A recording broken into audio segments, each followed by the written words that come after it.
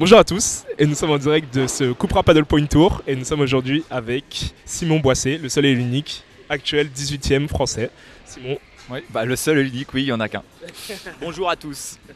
Simon, première question, est-ce que tu peux te présenter par rapport à nos viewers, tout simplement ton histoire, ton rapport avec le paddle, on veut tout savoir.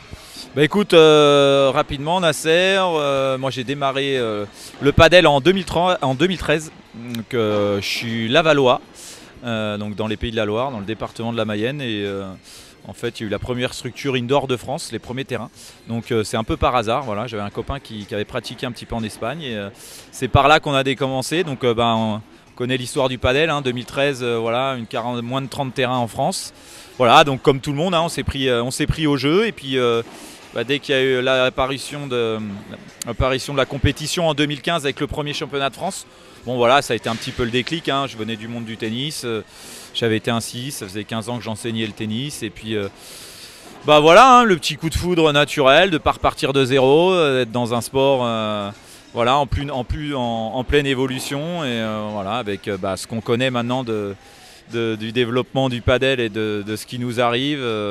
Voilà, c'est top. Donc j'ai suivi un petit peu comme tous mes confrères. Donc je fais un peu partie des anciens dans ce sport si jeune.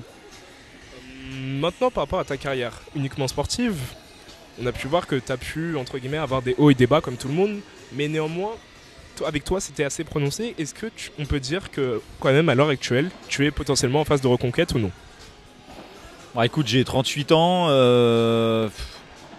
Bon, j'ai commencé un sport à l'âge de 30 ans. J'étais un peu autodidacte, j'avais jamais pris un cours de padel, je me suis jamais entraîné, donc je me suis fait un petit peu tout seul avec mes compères d'entraînement à Laval, maintenant à Saint-Étienne. Voilà, ça arrive à ses limites, parce que maintenant en France le niveau évolue énormément. Bon voilà, je mets en avant aussi beaucoup mon côté professionnel. Voilà, je suis un mec hyper passionné de ce que je fais au quotidien, dans ma structure, pour Paddle Shot, ou même dans la formation du paddle en général. Et voilà, donc c'est vrai que maintenant c'est quelque chose qui prédomine. J'essaye de rester un minimum compétitif, mais bon voilà, ça demande aujourd'hui, il est difficile de vraiment faire les deux, sachant qu'il faut quand même se déplacer énormément. Voilà, donc là je suis pas dans mon meilleur paddle. Voilà, ça va revenir, c'est un petit peu cyclique. J'ai fait beaucoup de tournois depuis 4-5 ans, et maintenant il faudrait que la condition physique soit aussi prenne une part prépondérante dans mon quotidien, et c'est pas le cas. Donc aujourd'hui c'est plus suffisant de rester sur ses acquis. Et voilà, j'en suis conscient, et je suis très content. J'ai été au 4e joueur français il y a encore 1 an et demi, je pouvais pas faire mieux. Bon voilà, maintenant c'est sûr, il faut retrouver d'autres objectifs.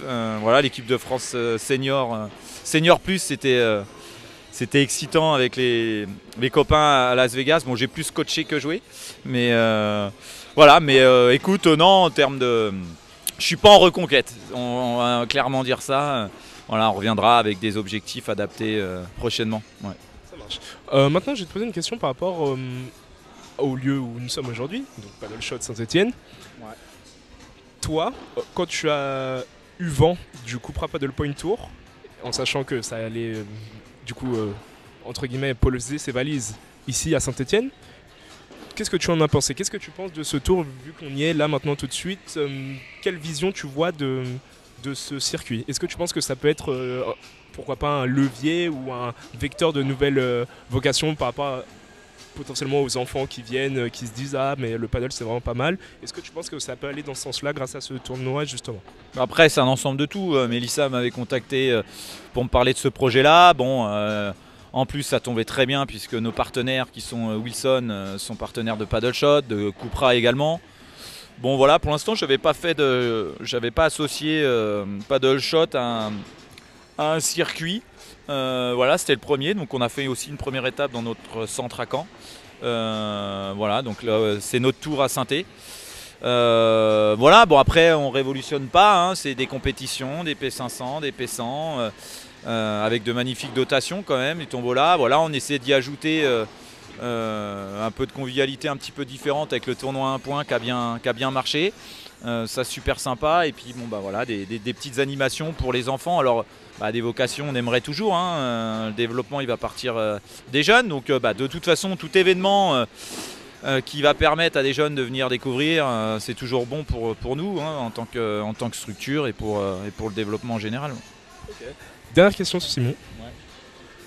L'équipe de France, est-ce que tu y penses ou pas du tout? Arrête de regarder avec ton petit sourire. Non, l'équipe de France senior, il n'y a aucun... Je vais rentrer dans les 40 ans en plus à rentrer, donc si tu veux, je vais plutôt essayer de garder ma place en senior plus, ce sera déjà pas mal. Non, mais aujourd'hui il faut de la jeunesse, et comme je te dis, et puis j'ai déjà été en 2015, bon j'ai fait un match, je l'ai perdu, mais non, on va dire que j'ai goûté à ces joies-là, et